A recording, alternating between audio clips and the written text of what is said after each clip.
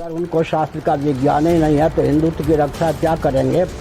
नागपुर में इनका केंद्रीय कार्यालय है। एक बार आतंकवादियों ने हमला बोल दिया। हिंदुओं की संस्था है लेकिन उसके पास स्वाध्याय के लिए अब तक कोई ग्रंथ ही नहीं है। बहुत गंभीर आरोप आप लगा रहे हैं भागवत जी के ऊपर। मैं आरोप किसी पे नहीं लगाता, न प्रत्यारोप का पात्र बनता हूँ।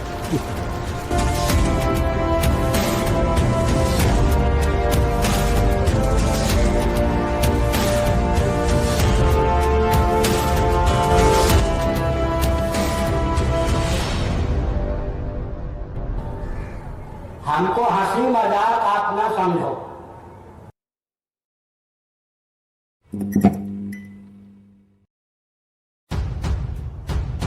ज्ञानवापी के बारे में हमारी कुछ श्रद्धाएं हैं, परंपरा से चलती आई, हम कर रहे हैं, ठीक है, परंतु हर मस्जिद में शिवलिंग को क्यों देखना? तो भाई वो भी एक पूजा है, ठीक है, बाहर से आई है। बीजेपी की जीत तय करने और अपने चहेते नरेंद्र मोदी को प्रधानमंत्री बनाने के लिए राष्ट्रीय स्वयंसेवक संघ की नजर अब मुसलमानों पर है।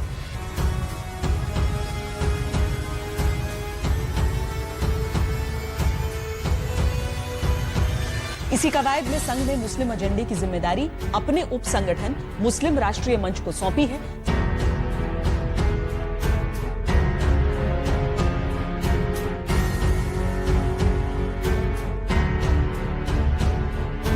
संघ ने अपने इस उप संगठन के जरिए 5 करोड़ मुस्लिमों को मोदी के साथ लाने की कोशिश शुरू कर दी है।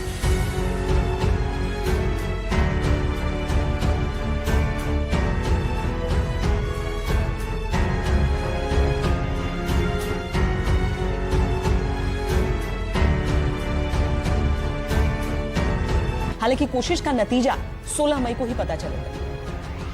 आपसे कह रहा हूं कि चिराग आंधियों में भी जल सकते हैं, खेल लोकतंत्र के अंगार उगल सकते हैं।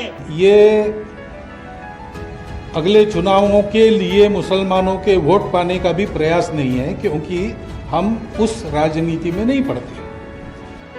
हिपोक्रेसी की भी सीमा होती है। वोट की राजनीति, पार्टी पॉलिटिक्स, इसमें हम लोग नहीं पड़ते। जनता को आप मूर्ख समझना बंद कर दीजिए।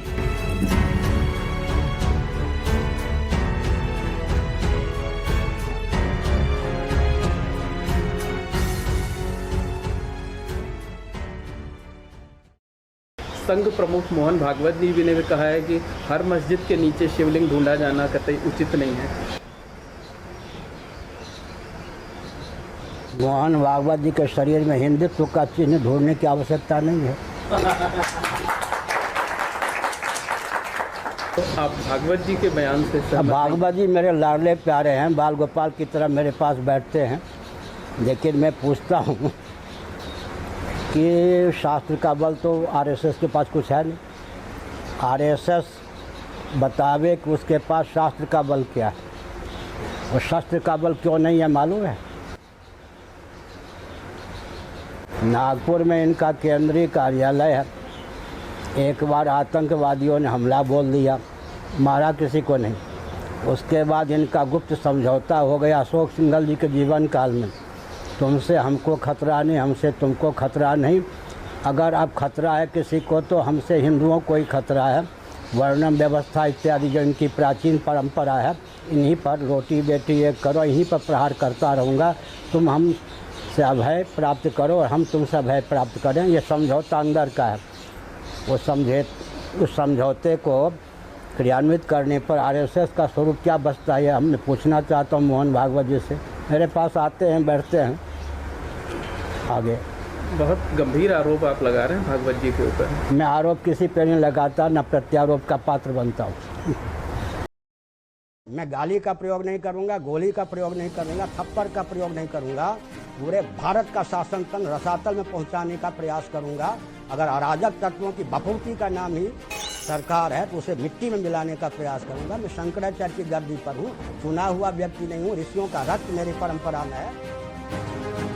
हमको राष्ट्र की रक्षा के लिए फौलादी व्यक्ति चाहिए, समझ गए?